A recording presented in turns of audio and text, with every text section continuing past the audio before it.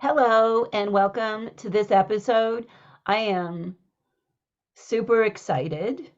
I'm sparkly and lit up because today we are discussing one of my favorite things, which is connecting with our beautiful stones. I'm joined today by the Covina stone educator, Liz Westlake, who also runs Materia Magikeia, which is a great place where you can purchase stones and other Hecatean witch supplies.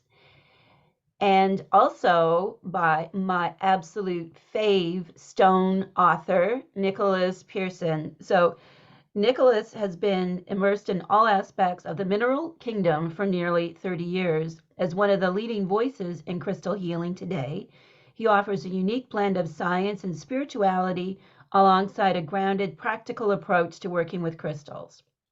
So you have a brand new book coming out March the 7th. We're recording this on the 1st of March. Crystal Basics, the Pocket Encyclopedia with over 400 gemstones in it. So we'll be talking about that. And as well, you've written many books about stones, including my favorite, Stones of the Goddess. And you've also written about flower essences.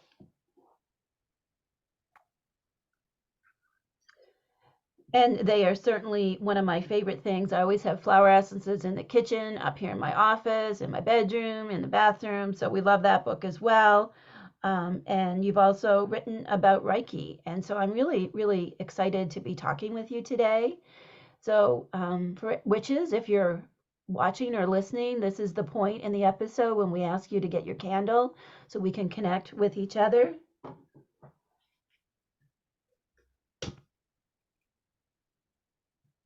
So let's light our candles and do our simple ritual with that counterclockwise left-handed motion for cleansing the space, banishing, removing barriers. And if you've got an intention here, you can just add that as you're casting that counterclockwise circle.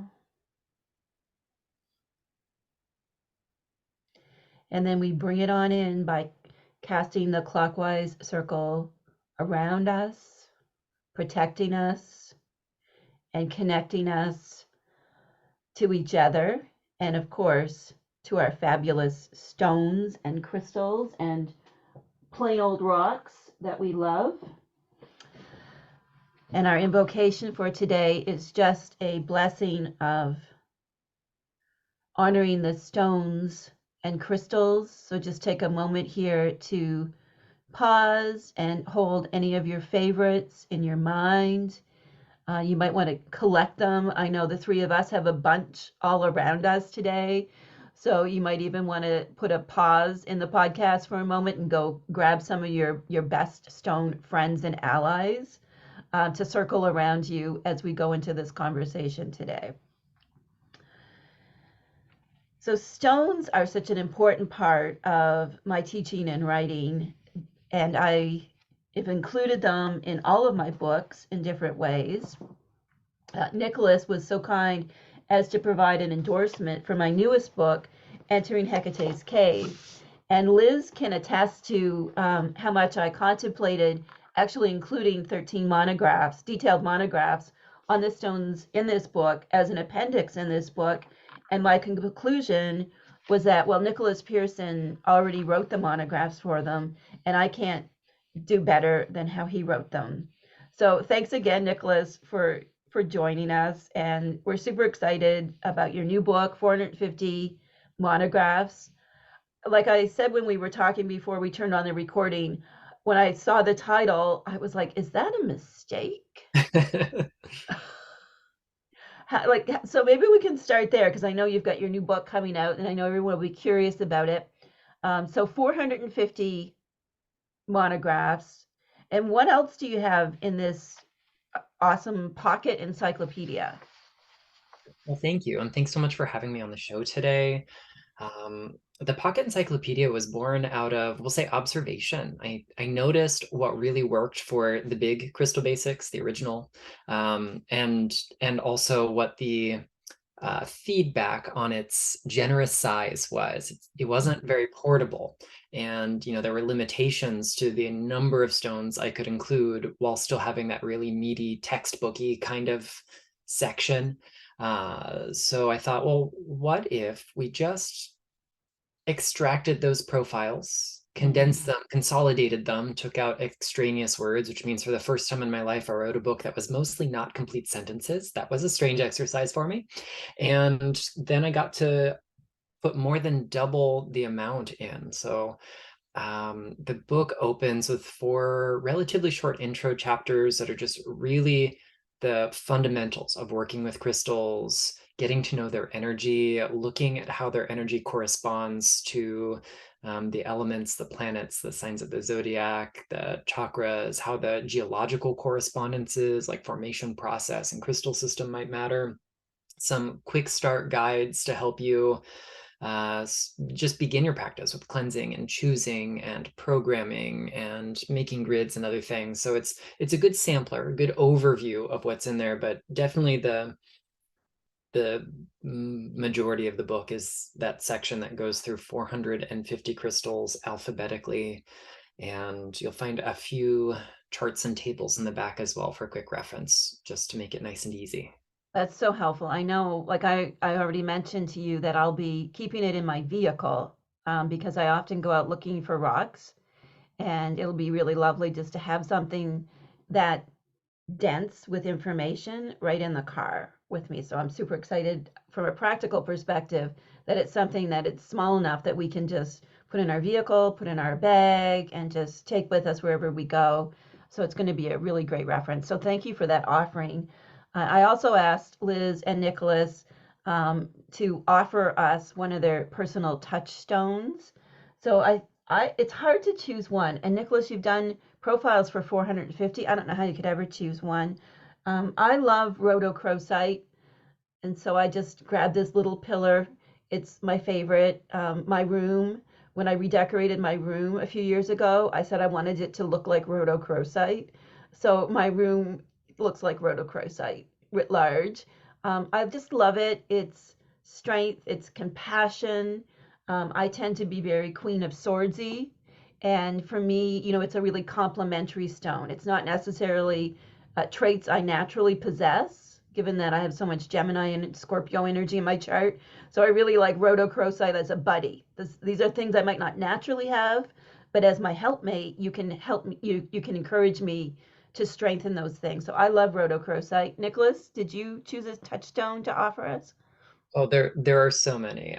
Right now, like in this phase of my life, it's probably emerald. But we Mm. were chatting earlier about how initiatory obsidian was. So I have each of those with me as a touchstone. And I became a writer thanks to an aha moment with obsidian. So it will remain with me. The very first chapter of my very first book, The 7 Archetypal Stones, is devoted to this wonderful igneous rock and its ability to stand at that threshold of material space. It is on the one hand a solid object you can reach out and hold, but on the other, if we look at the arrangement of what it's made out of, it's really a super cooled liquid. It is non-crystalline, but also sometimes microcrystalline. If we zoom in close enough, a few molecules resemble a crystal until we zoom out and see they don't connect to anything else. So it's got this one foot in this world and the other in that void of potential, that void of becoming. So because of that, it's been a really important ally for getting the ball rolling in a lot of different ways in my life. Oh, I love that. Hail obsidian. Hail obsidian. What do I have for obsidian on here? I have this little fella. And then behind me, I have my obsidian sphere, which you may not be able to see in the shot, but I love obsidian. I have a really juicy obsidian story too. Way back in the day when I was still living in the city and really contemplating making some big life changes, I was out for a run in my suburban neighborhood, and this is a true story. This is a true story. Running on a dead end street, like when you're in those big subdivisions, and they cut through, there's paths to one dead end street to the other. Running down that street, and on the sidewalk, Nicholas, was a piece of obsidian bigger than the one you just showed. That's amazing. It was so amazing. And it really, like, I was going through a divorce and, all the big life changes that were happening. And that rock was like a personal, like really a personal ally, not just for me, but for my sons as well. And it became very central to our family. And when I thought that it had finished its work with us, I gave it to someone else. I often give stones away because I feel like sometimes they do want to move on from us. I have a very animistic approach to connecting with stones. Liz, did you find a touchstone for today? I did. I tend to change touchstones maybe once every year or two. I'm still working with rose quartz, which has been my touchstone since last year, and it's one of those stones that I've always avoided because I'm married to my high school boyfriend. What do I need a love spell for? Right? Like we're together. It's happened. But actually, Nicholas's book, the Stones of the Goddess, when I was working on the monograph for rose quartz last year for Covina, just a sentence pinged for me. It was, it's not a warm and fuzzy kind of love. It's a stone of tough love. And all of a sudden I'm like, oh, okay, what if I think about rose quartz in terms of love for myself, not love for other people? What do I think about when I think of tough love for myself? I think of that best friend feeling. Like, what would your best friend want for you? And that just kind of started my relationship with the stone, and it just continues to be one of my good friends. Oh, pink quartz, black obsidian, and rhodochrosite. So three of the stones that I talk about in entering Hecate's cave. And it's been quite a process of refining it down just to 13 stones because, when you read the book, Nicholas, you might have like, well, each chapter could have like at least a dozen stones. But I wanted to really, just offer one stone with the idea of creating like an altar or a grid. And that, I think, Liz, is one of the big questions that you get as our stone educator is what do you actually do with stones? Right. And so, within Covina, we always try to work the stones into like our crafting or into our spell work. I think if you're starting off working with stones, tumbles are a great low cost option. They can go on your altar. You can carry them around with you. You could make small grids with them. We put together the Hekate stones set in the shop. In the tumble form, which I have like kind of splayed out on my altar. So I have all 13 kind of hanging out. And then if I need one, it's right there and quick for me to grab. And of course, towers and chips are also a good lower cost option until you get to my favorite land, which is the ginormous stones that that I love so much. Yes, those ones that have some girth to them. Yeah. The ones I go oomph every time I have Yeah, to move them around the shop. yeah, Larger than life is just the right size, as they say. yes.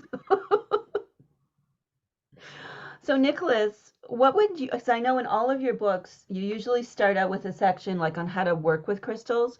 So, if someone is listening to the pod and they're completely new to working with stones and crystals, maybe we should start, because I know in your books you do kind of like delineate between what's a stone, what's a crystal, what's a rock. So maybe could you just review that with us? Yeah, I'd love to. I'm a little bit of a nerd, and I'm a nerd about several things. One of them being language, the other obviously being rocks. So we get to look at the intersection of the two right now. So let's start with this word crystal. Crystal connotes a usually solid substance, but we've got like quasi crystals and other things that bend the rules a little bit. We don't have to worry about them right now, but crystals are solid things that have a regular makeup. It's the same ingredients, inside and out, top to bottom, left to right. And then they will have a regular, repeating, and symmetrical structure. So if we get that, regular composition that repeats and the regular structure that repeats, we end up with a crystal. Minerals are what happens when Mother Nature makes inorganic crystals. So regular composition, regular structure, made by nature, and also made by non-living processes.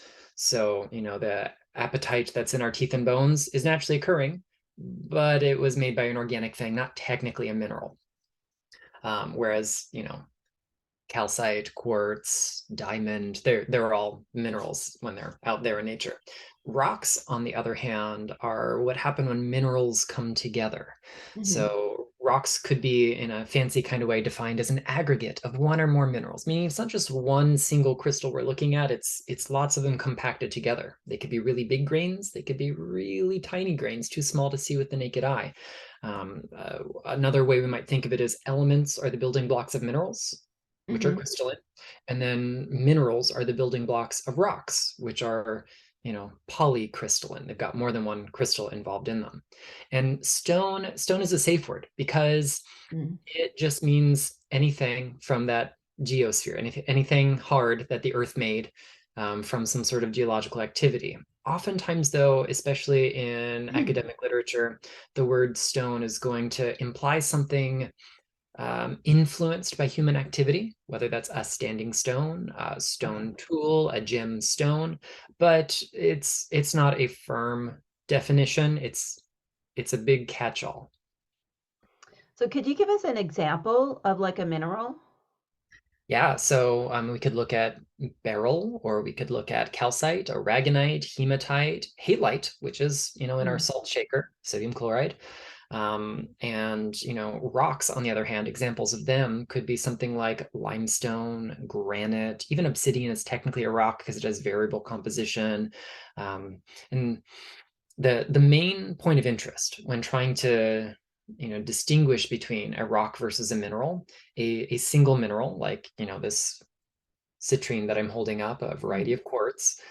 This is like a soloist. It's a single voice. It's a very refined or focused kind of energy. A rock, on the other hand, like this limestone I'm holding up, this is going to be like an ensemble. This Hmm. is a mixture of voices. Now they could all be the same thing. Like, maybe this citrine is a solo bassoon or a soprano. And then maybe this bit of limestone is like a horn choir, all French horns, but it's a texture of multiple of them because limestone is just one mineral, just calcite through and through. But then you could get something like granite or gabbro, which are lots of different kinds of voices, a richer texture, if you will. So one is not inherently better than the other. In crystal healing, we tend to favor really nice minerals. But there are some things that we work with and have for a very long time that are actually rocks. Jade, lapis lazuli. Those are great examples of things that we consider to be gems or crystals that are really rocks in terms of their makeup. That's so interesting. So a crystal, let me see if I've got this right. So a crystal technically refers to the structure of a mineral, Yes. and it's become just the term that we'll say, "Oh, my crystals," and you're talking about like your quartz, your amethyst, maybe your smoky quartz, maybe your tiger's eye. So it's more of just like a like an umbrella term that we use to describe like our collection of minerals and stones. Yeah, in a perfect world, given enough space, anything crystalline will be bound by external geometric planes, regular angles and faces. Sometimes, though, we don't get that luxury. So if you look at, for example, something like agate, carnelian, jasper, anything in this kind of chalcedony family, there are crystals in it. We just can't see them with the naked eye. So it is crystalline, but not a single crystal. And, you know, as confusing as this gets, the great news is like the International Mineralogical Association's Commission for New Minerals Nomenclature and Classification, the CMNNC, it's a real thing. They're not going to knock on your door because you use these terms wrong. Like nobody's going to show up and issue you a citation. So call them whatever you like. I think it's just nice to know that these words mean something and that we can imply something energetically or spiritually about it. Um, if we get a takeaway that enriches our practice, wonderful. And if it goes over your head, don't worry about it. Yeah, exactly. But I really like your point about like how minerals are like they're more of a single voice. Like you said, they're like a soprano or a tenor. They're a single voice. Whereas like a stone, especially like a composite or an aggregate, um, can have it can be more like a choir. Still your helpmate and ally. And where I live in the world, so much granite. along the Atlantic coast of Nova Scotia. Like we are granite central. Everywhere is granite. Like my well water has a lot of arsenic and manganese in it, and all of those minerals that leach through because they're literally everything here is granite. So I love and hail uh, granite and all of its wonders. And it's interesting. Like for me, living here in Nova Scotia, one of the really amazing things is that we can still find minerals like the agates and amethyst um, in some secret places that I won't divulge. That so going out in the world and going on what I call in the Keeping Your Keys book a correspondence quest and opening yourself up to finding whatever stones, be they rocks or minerals, I think is a really, really wonderful experience of just going out there. And of course, we can do this online too. I mean, Liz, you were just on quite a correspondence quest to find some ethically sourced stones. I think they were special quartz points, weren't they? I so what I have started to try to do is work with small independent miners, the people who actually like go out themselves and either mine with their tools or find the stones on the ground. I've got a guy who does red jasper in Arizona, and he just walks around and he finds it. But we found the one of the suppliers I work with had like a whole pocket of quartz that she was able to sell to me. And so I offered that specifically to Covina members as kind of a connection, right? Like this whole group of stones grew together and nobody's really ever touched it until the miner found it and she sent it to me, and then we kind of spread it out to our community. And there's just something special about that. I think there's just like an energetic specialness that I've really enjoyed with the pieces that are still here. And another topic I know Liz gets asked about a lot, and I would bet you might too, Nicholas, is how to like take good care of your stones.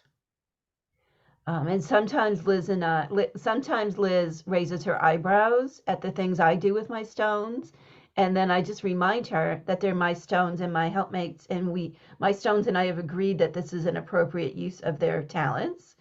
For example, I have a big old rhodochrosite heart in my spell of the year. Um, and Liz worries about that stone, but year after year it doesn't break down in the liquid, which is a mix of alcohol and other witchy things. So what are your like top 3 or so tips for like taking good care of your stones? On a material side, look up what it's made out of and learn about its hardness.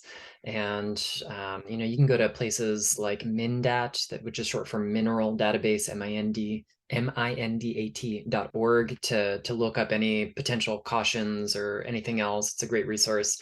But if you have a really soft stone, maybe don't put it in the same pouch with a really hard stone. If you have a polished stone, just know that if it's rubbing up against an unpolished one, it might get scratched up. So, the material side is just know how to take physical care of it, but also just like we require other kinds of care, so do our stones. So we want to pay attention to their spiritual well-being, pay attention to their spiritual hygiene, just like we care about ours. I hope we all care about ours at least. So cleanse them on a schedule that is appropriate for you. The rocks in my office get cleansed less often than the rocks I wear out in the world because, it's out in the world. And they're interacting with things that I have less, we'll say, control over. I don't get to decide who I'm going to meet out there, but I'm usually in charge of who comes into my office and what energies they bring in. So, cleansing regularly, and you get to choose what regular looks like, just like we probably don't all wash the sheets on our bed on the same rhythm or schedule, but we have what is comfortable for us and what is not. So same with our stones. One piece of advice I give beginners is cleanse more often than you think you need to. And I'd say my last little piece of feedback is make space for them. You can use them passively. They can sit in your pocket or around your neck or be in your environment, and they are absolutely doing something. But the more we hold space for the relational side of our work with crystals, the more we get out of that. Maybe that's by sitting down and listening. I know you both have a very animistic approach, and even though my writing looks very left-brained and sciencey, or at least pseudosciencey on the surface, I'm a feral animist on the inside. So much of my personal stuff with rocks comes from sitting down and just letting them lead, which seems odd because the life cycle, if we will, to be kind of poetic about this, of a rock is much slower and longer than the life cycle of any living, breathing, organic, biological thing. But still, there is this ability to let them lead, to let them at least give us subtle cues. Maybe that comes from meditation. Maybe we hear their voice speaking to us. Maybe we just have an inner knowing, and maybe things just feel right. We have no other way to put it than when I hold this emerald, I get an impression of what works and what doesn't for me. The reference books are great places to start. I write them, so naturally I want to encourage people to use them, but there's no substitute for your own relationship with stones. And that's going to spill out into the other things. It's going to help you know when is a good time to cleanse or program or charge, or, when this stone is the right tool for this job, even when the books don't say it is. Because just like a close friend of yours who has a professional resume, has their curriculum vitae that says they're an accountant and has all this training, it doesn't mean they can't help you pack up and move when you're going to a new apartment. It just means that as a stranger, you wouldn't hire them to do that job because that's not what their resume is. So as we get to build those personal relationships with stones, sometimes we come across circumstances where we use something outside the box. Like rhodonite is one of those gems for me. I have rhodonite on and around me at all times, and I work with rhodonite. I won't say I use it. I invite rhodonite to participate in my life in ways that are definitely not in its curriculum vitae. But because we've got that working relationship, it's happy to meet me halfway. A stone I might not know as well, different story. I'm probably going to stick to what I understand to be in its wheelhouse. Those are some really great points. And when it comes to like stones that go out in the world, like we do a lot of work in Covina and also in entering Hecate's cave. Like we do a lot of work with what's known as internal family systems therapy. And we work with the image of like having a Pyrobolos council. So Pyrobolos is a title of Hekate that means she of fiery counsel, Counsel. And so I see my stones as on my Pyrobolos council. Certain ones are like on at the main table in my interior kind of boardroom. And some of them, their job is to be a protector, like in IFS language. And they go out in the world with me and they work really hard. And some of them are firefighters, and their job is to like make sure when things go wrong, that they help simmer things down and put some water on it. So those stones that go out in the world with me, like I usually I have my rhodochrosite earrings, I have garnet earrings. That's how I kind of adorn myself, or rings. And when something happens when I'm out in the world with them and they get really weary, like any spirit would, of working really hard, then, to cleanse them and to let them rest. Part of cleansing is just letting them rest for me. Sometimes they can get full of like miasma and junk because they're working so hard, like black obsidian, like they're taking stuff in. But some of the stones, I feel like they just get worn out and they need a little rest. Liz, do you have any tips for cleansing? Because I know in Covina and in the Keeping Her Keys book, we do this salt strophalos project that's inspired by like a Zen sand garden, Nicholas, except we use salt and, and draw a strophalos, a wheel inside of it. So I know we just recently did that, and but not all minerals or stones should be put right on salt. So if someone, Liz, made a salt strophalos and they were wondering, like, is that safe to put first of all, salt is stones. So first of all, let's clear that up.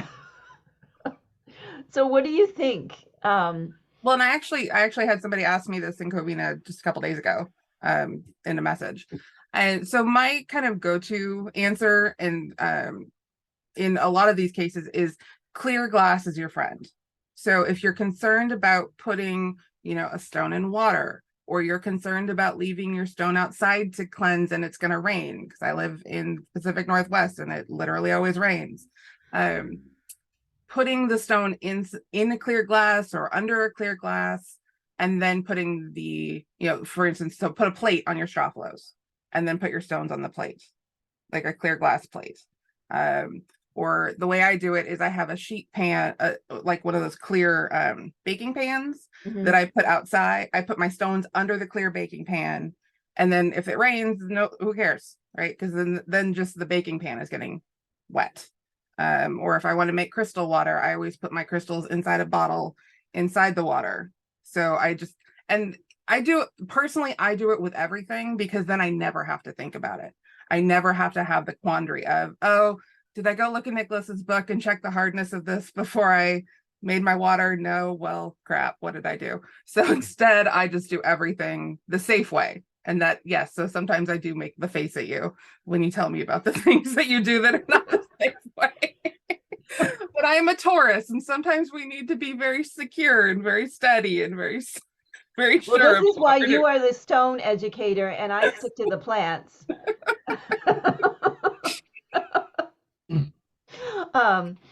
So I love that. So just so I understand, and everyone engaging with us understands, so you put the glass over it, and so say you're doing like a moon charging or a rain cleansing, and the energy from the rain or the moon, and then the stone itself and its structure and energy, like that glass doesn't block it. It can transmit through the glass. I mean, in my experience, it still works just as well. Obviously I can't see the energy go through the glass, but I've done it both ways. It doesn't seem to make a significant difference. And I think I love being a witch, but I also recognize that I live in a physical world that has physical rules, and one of those physical rules sometimes is things don't like water. So you kind of have to, right, live in both worlds, right? Live in the liminal space of, I accept that there are energies that I can't see and that I can't measure, but I know are there. But also, there is water; it will damage things. Yeah, water is the enemy of many things. Yes. Sad but true. So cleansing, like under the moon, or you can use charged moon water or the salt strophalos. Nicholas, is there any other kind of like cleansing tips you might have that are fairly easy for our witches to do? Absolutely. So I've got 3 that I use the most often because they are safe for virtually everything. They are sound, smoke, and breath. So sound doesn't have to be a fancy, expensive singing bowl or beautiful gong or, shaman-made drum. Like, you can use whatever live organic sound you've got, clapping your hands, singing, toning, chanting, whatever that might be. Smoke, insert your favorite cleansing botanical here, whatever is good for you. I do a lot of frankincense because that's my favorite thing to burn. But I also love to use things that I can grow in my garden or that are native to this bioregion that I live in. So that way I'm not necessarily taxing other systems. And then you get to be, an explorer and figure out what you've got near you, which is always a great way to partner with the plant realm and the mineral realm together.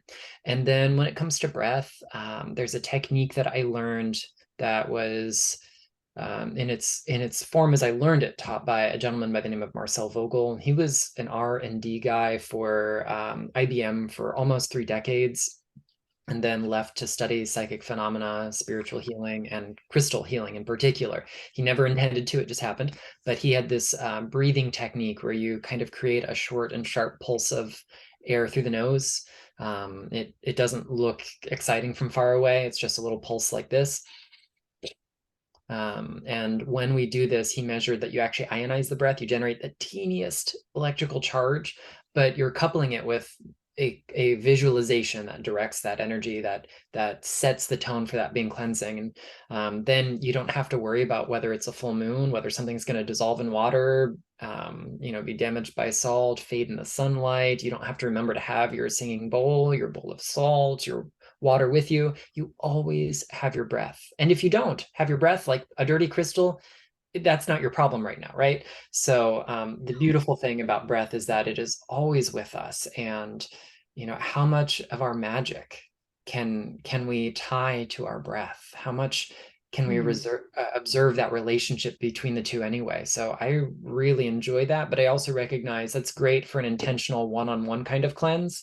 If I want to cleanse my whole office, I'm not going to pick up every rock on every shelf and breathe intentionally on it individually, because I'll keel over before I get there. It'll just never happen. So that's why I like having more passive things like smoke or sound that are good for large swaths of crystals all at once. I love smoke. It's one of my favorite ones, and as well as sound. I'm really inspired by like the myths around like Circe and Medea singing their spells to life. So I love to sing to my plants and my stones, and just to attune with them as well, like to attune my own frequency, so they get to know me as well. Um, and I think that's the next thing I'd like to talk about is like, we've both of us, well, all three of us have mentioned, that it goes beyond like working with stones or connecting with stones, that certainly like if you have your own personal touchstones, like it's a deep relationship that you build over time.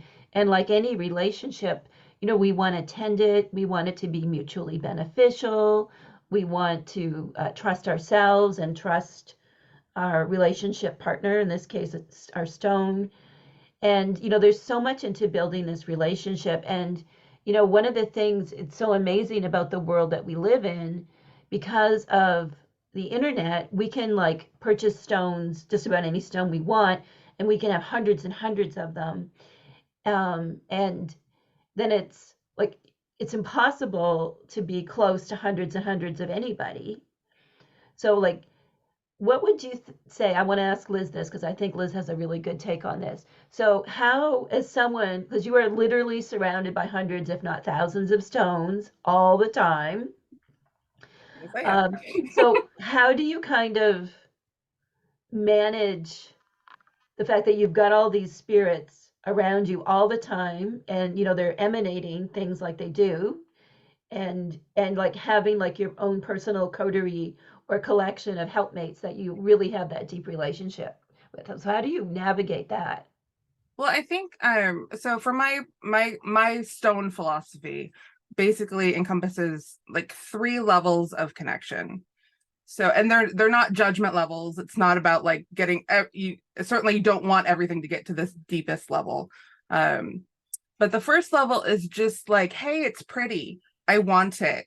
There's something that just pings for me about this stone, and I see it and I want it in my environment. And maybe it's not something I ever actually actively work with. There might still be that passive energy that's happening in my space, but really the focus of why I wanted it is just because I liked it. There's something about it I like. And perhaps that stone will end up being a deeper connection in the future, but for right now, I just like it. And then the second level is really where we are making use of the energies of the stone, but have not yet kind of reciprocated the relationship. So this is really where we're talking about like spell work. If I buy chips to put in a spell bag, or I put a tumble somewhere, in a poppet, that kind of situation. So, and this is where I think Nicholas's books are really great. Other references. I always tell people to go with Nicholas's books, but of course there are other references as well that maybe have more magical associations as well. But that's where you're going to maybe look it up in the book and say, okay, for this spell, I need this thing, right? We're looking for a targeted action. But the third level, which is the level I think we're talking about when we're at touchstones, is where we're really having a reciprocal relationship with the stone. So it's not just I am using the energies of the stone, but I'm also, the way I think of it, I'm doing the things the stone is asking of me to kind of blend my energies, change my vibration to more match the stone. So, and I was thinking about Black Obsidian because kind of my thoughts about this kind of happened in Covina while we were working with Black Obsidian. So it's the example that's in my brain.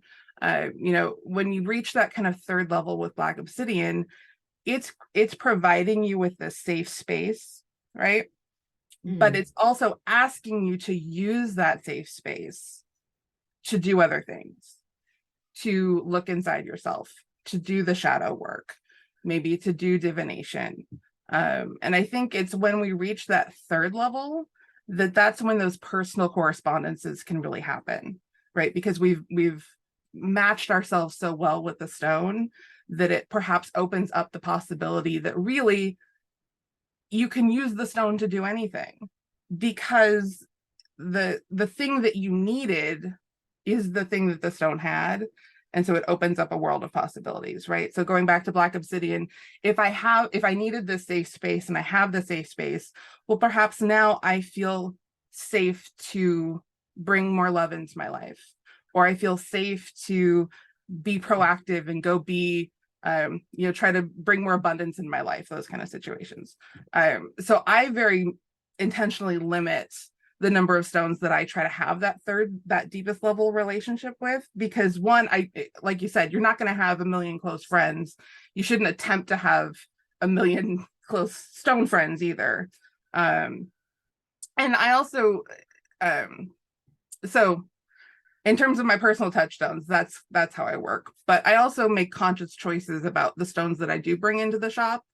I do my best to source ethically so that I'm limiting perhaps negative energies. There are certain things I just don't buy because I don't want their energy in my house. My personal irritation is that famous baked obsidian or baked citrine, the fake citrine, baked amethyst, the million different things people are calling it right now.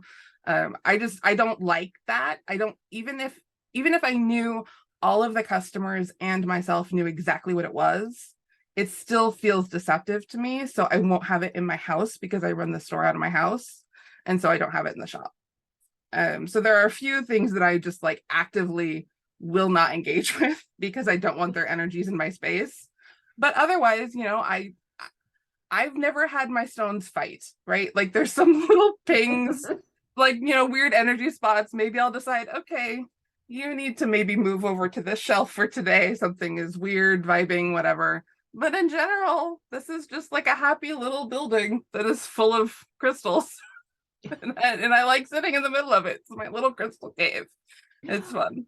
I love that. So the first level would be like, it's an object, a beautiful object. But I don't want to, again, I want to make sure that doesn't sound dismissive, right? There's absolutely nothing wrong with something being a beautiful object. And there's also nothing wrong with realizing or kind of following that intuition of, for some reason, this thing is calling to me. Maybe the thing is calling to me because it's pretty, or maybe in 6 months, I'm going to figure out it has exactly the energy that I needed this whole time, and I'm ready to start the relationship with it. Well, I mean, beautiful objects, this is why I could never to me, it makes no sense to me when people are critical of like the witch aesthetic. And, because it's like, well, beauty is so important and so magical. So a beautiful object is magical in and of itself. To have a beautiful stone in our space that just to see it brightens us a little bit. Maybe, helps us just seeing the beauty, helps us feel more content and less stressed. I think that's amazing. So I didn't think you were dismissive at all of calling it a beautiful object.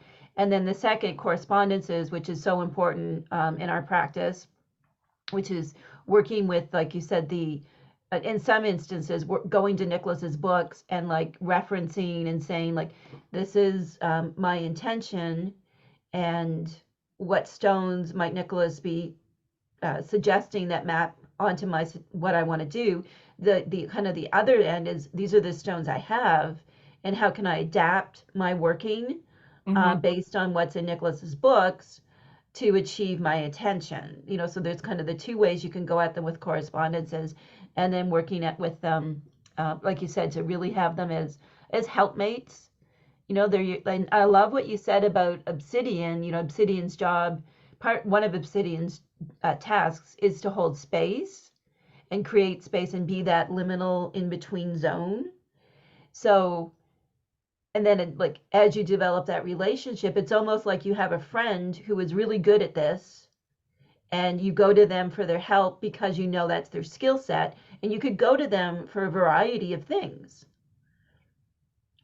So I Mhm. really I love how you kind of organize that. And, hail beauty. And let's not be critical of people who love beauty.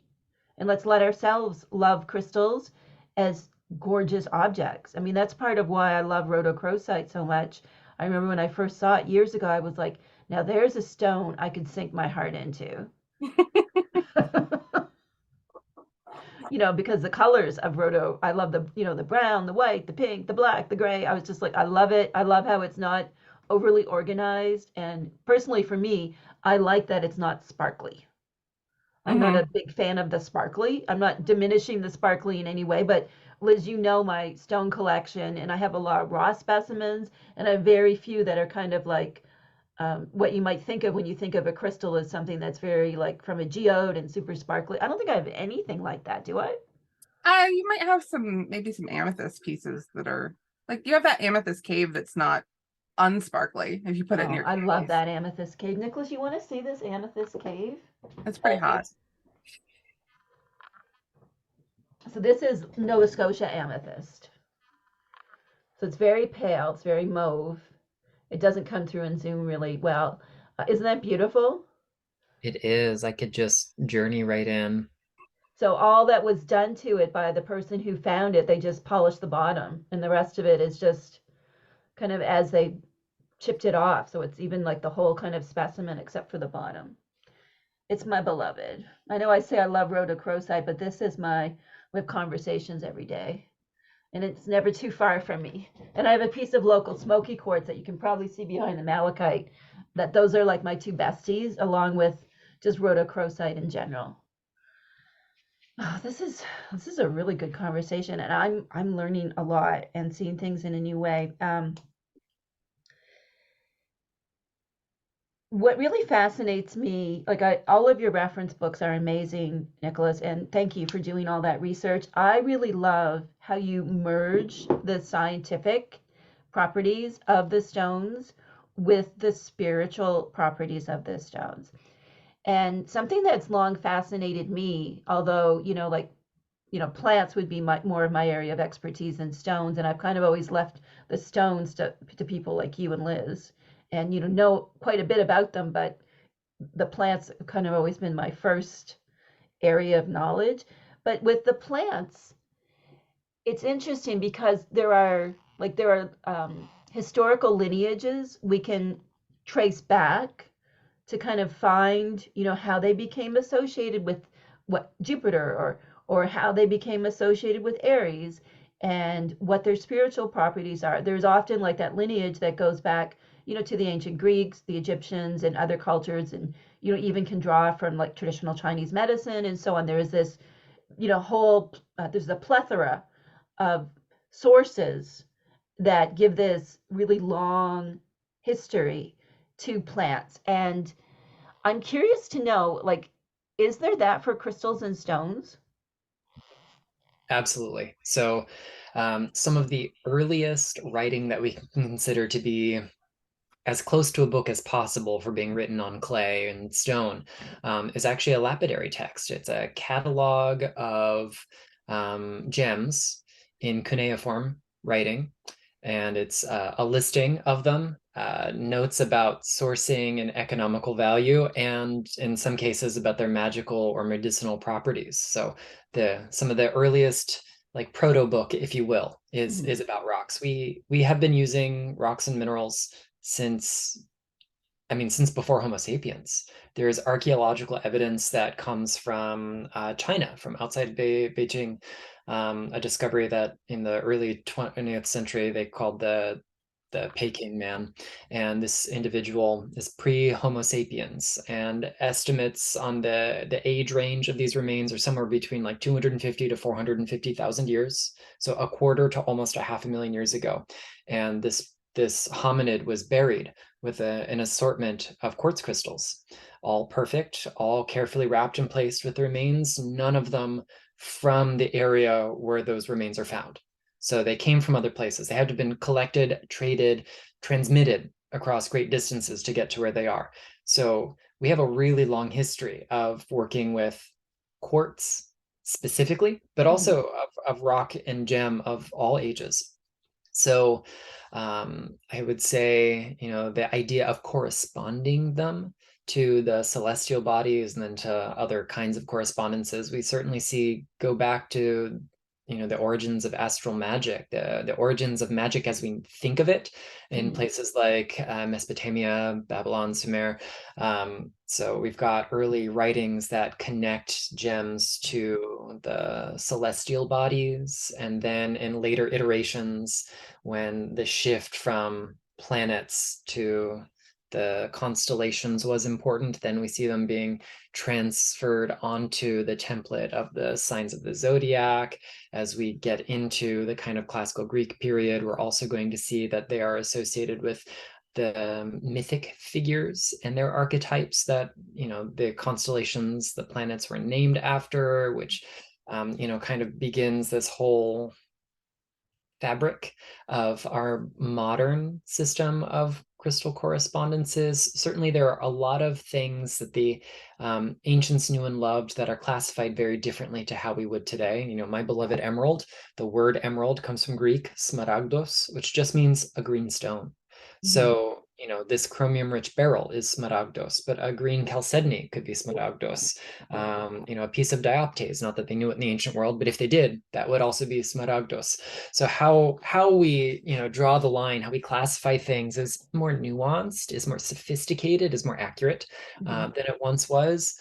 And that's why, color correspondences are really good entry points for people, even if statistically speaking, from a chemical perspective, in many cases, color is very, very much a minor contributor to a crystal's energy and makeup. It is an important psychological tool. We relate to color. Color is one of those things that is a pervasive part of human experience. And although the cultural narrative around it might change from era or location, it's still meaningful to us. So we kind of start there. But yeah, there's a really long, sophisticated chain of the history of crystal use. One of my hopes one day is to write a really definitive history book on crystals, going back to the earliest prehistorical periods. I don't know how I can get that into one volume successfully, and I don't know how I can sell a publisher on 2 volumes of it.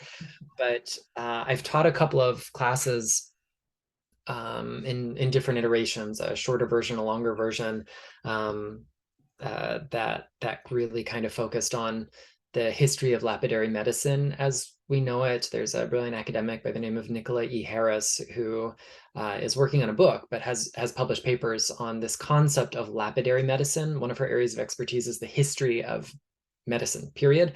But she coined this term lapidary medicine to describe the way that geopharmaceuticals have been applied, whether that is in the kind of Greco-Roman period as magical gems being a category of objects, not just the use of gems magically, but they represent non-Homeric, non-Olympic forms of magical, spiritual, religious thought that often blend things from the far reaches of those empires and unite them and take these things that might be radically different symbol sets and unite them for a purpose. And those are often therapeutic, still magical, but very much therapeutic. And we look at traditional medicines like the medicine practiced in the Himalayas, in China, in any indigenous culture, and there are uses for rocks, minerals, gemstones, clays, soils, ochre. Like, it's all there. So there's a really, really long stream of thought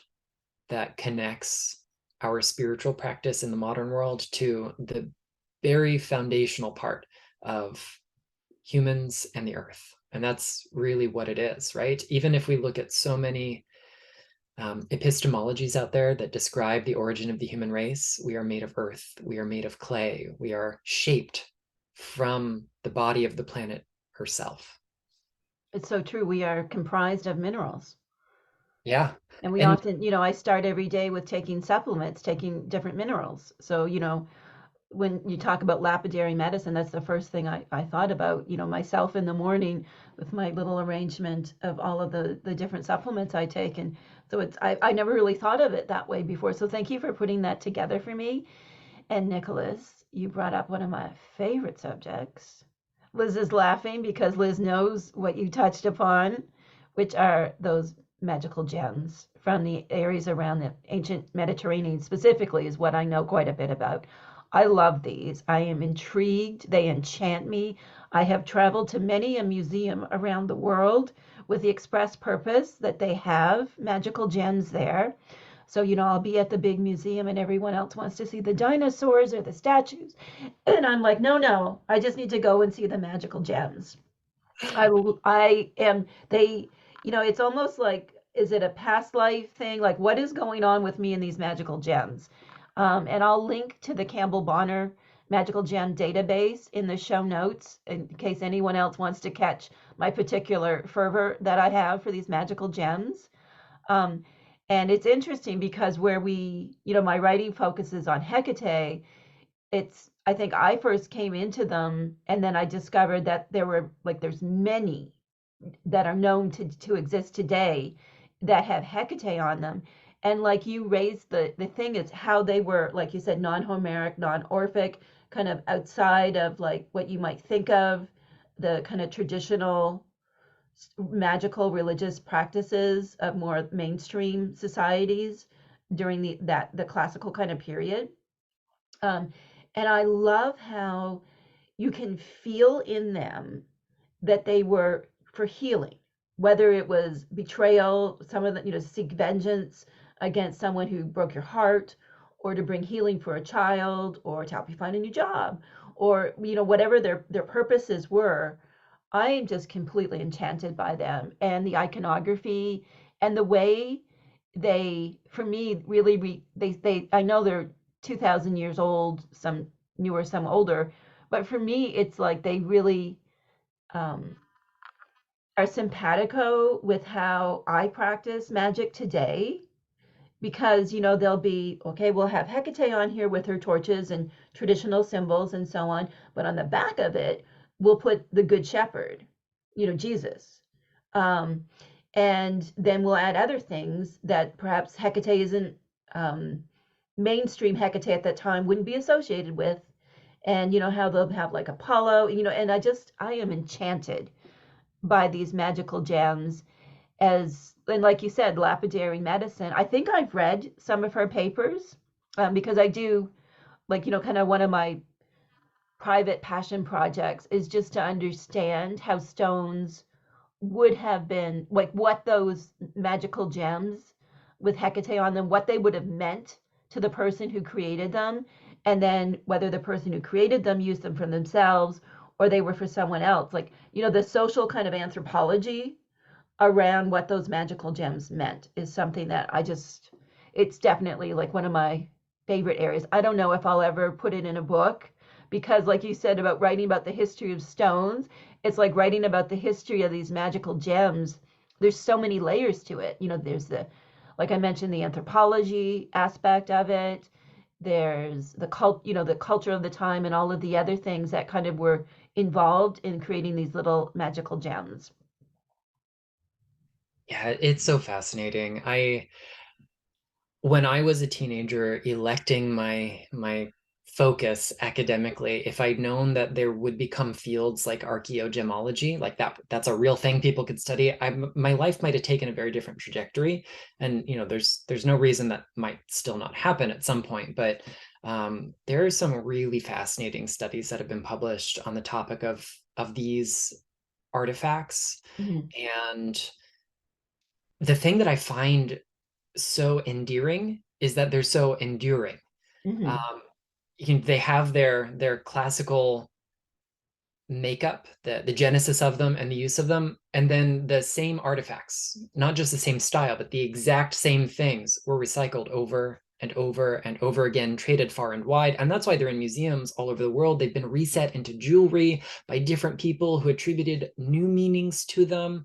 So we see things move from that classical period into, eventually the medieval, when there was a big renaissance of them, and even into like the early modern period. These things persisted, and it's just so fascinating to me. I just got another book for my collection that is a study on magical gems, and I've got a small number of them now. I'm going to add some more, but yeah, it's such a fascinating topic.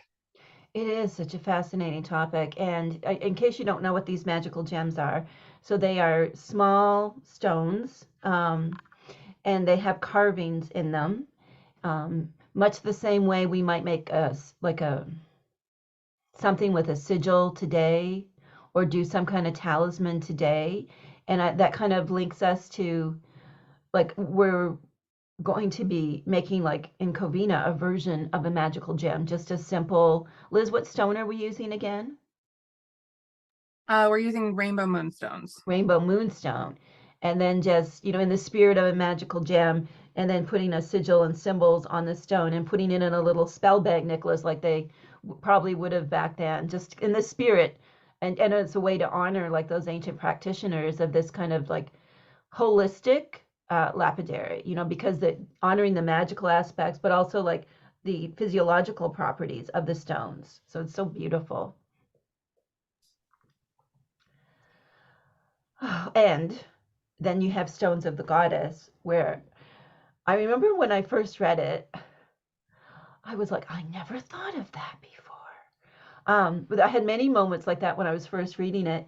But the whole thing, that many of the artifacts, like the statues of Hekate and other goddesses, they're stone.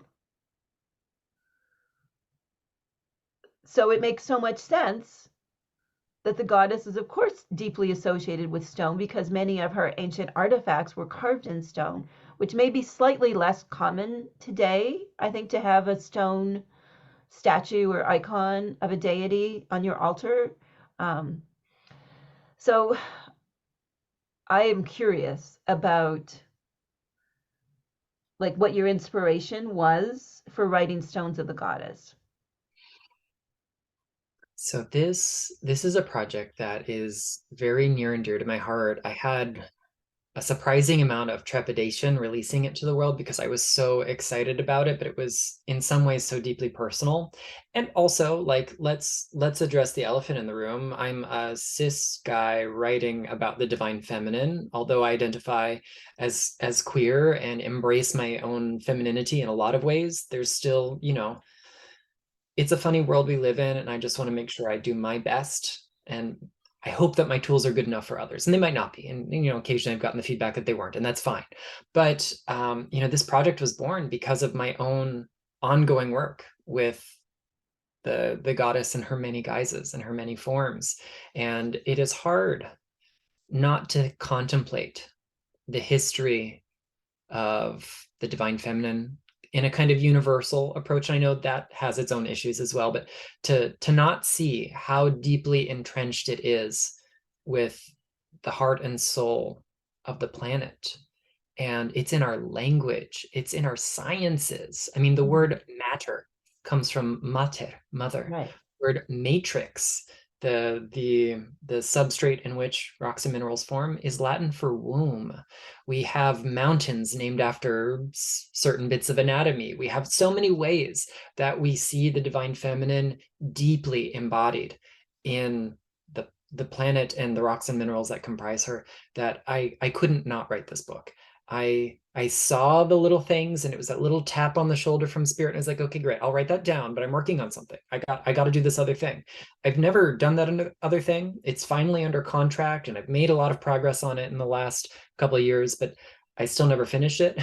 This was 2000, maybe 17 or so, 2000, yeah, 2017, 2018. I started something else, and then started kind of seeing these correlations, these correspondences. So I'm like, okay, I'll make a chart, just crystals that are connected to different divine feminine figures, goddesses, saints, heroines, and the like. And that'll be enough to kind of put it on paper and go the other direction and finish what I want to finish. And that didn't happen that way, and that's fine. But it became this act of devotion for me.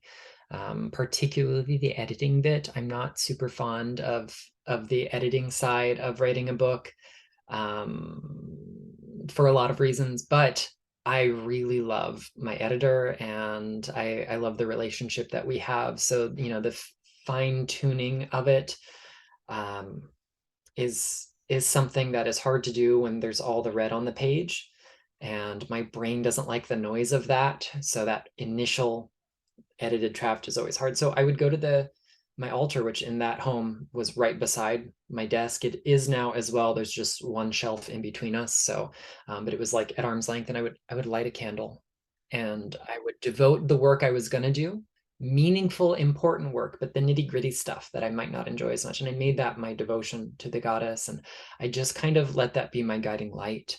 And there's this wonderful body of myth that we find across the world that either gives us myths about particular gemstones associated with particular figures, maybe amethyst, who is the nymph escaping Bacchus Dionysus, who is transformed to stone by Diana or Artemis, depending on which version we're reading. Or we could look at Uminia, the great Earth Mother in South America, who is embodied as a larger than life emerald, who, of course, to keep her safe, the Spanish conquistadores, the colonizers, kept this emerald in their safekeeping to make sure nothing would befall it, right? And so we've never seen this emerald ever since, right?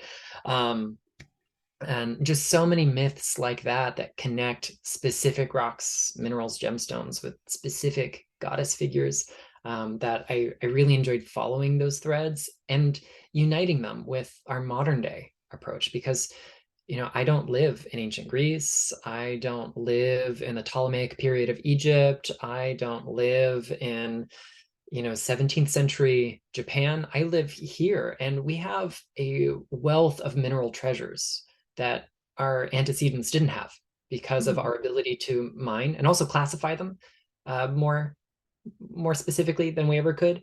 So I wanted to make sure that that book also has some modern day rocks and gems and modern day associations, because that's the world we live in. And I want this to kind of bring us from the ancient world to today, and hopefully, with that level of continuity, carry us forward. And people will continue to make their own associations and build that relationship in their everyday lives. That's so beautiful. And I love, like, you can feel that book is devoted to the divine feminine. Many of your books are very like reference based, but Stones of the Goddess, it really is like an offering um, to her and all of her faces and all of her stories. And, something that always pings for me in thinking about different stories from mythology around the world is that, like you brought up, being turned to stone to kind of like escape the male gaze or male aggression. And I've often thought about that, it's because it's a very, being turned into an animal still leaves you vulnerable, or a plant. But if you're turned into stone, it's, yes, in a sense, you may like look at that story and think, well, oh, well, she must have lost her consciousness and she lost her humanity. But when I look at it, I see it like, oh, but she became a different type of consciousness. And this, because stones are so durable and reliable and can't be messed with, that in a way it was like her salvation from kind of like what was being done to her. So I've always found that interesting, this business of being turned into pillar of salt or stone, or and why stone has been so important. Like I'm thinking about like Kaliak and her stones in her apron. So like this deep connection between the sacred feminine and stones, from everyday rocks like the Kaliak throwing rocks to make mountains, to like you said, the emeralds. Like what happened to that emerald? So it's just so intriguing, and like you so brilliantly pointed out, like Mater, that means mother. And to the ancients, when they, in Latin, like when these words were being first like created, I guess, um, that they were choosing these words that were really evocative of the feminine in many different examples when it comes to like geology and in lapidary and all that. And it's really always been something that fascinates me. And I just want to thank you for bringing that into our consciousness as we wrap up our time together. We didn't even have time to get into the 7 archetypal stones, Nicholas. Maybe sometime you can come back and we can talk about stones as archetypes. I know that would be really interesting because that's kind of how I tend to see them. Yeah, it would be my pleasure. Thanks so much for having me on today. Well, this has been great, Liz. Thanks for getting up early, you West Coaster, you, and Thanks for hanging out with having us me. today. Hanging out with us today. If you are interested in learning more about Nicholas's work, you can go to theluminouspearl.com to purchase supplies and peruse what Liz has available in her shop. It's Materia, Magikeia.com. And as always, if you want to learn more about what I'm up to, including the upcoming Camp Hekate this summer, you can go to keepingherkeys.com. Thanks so much. Bye-bye.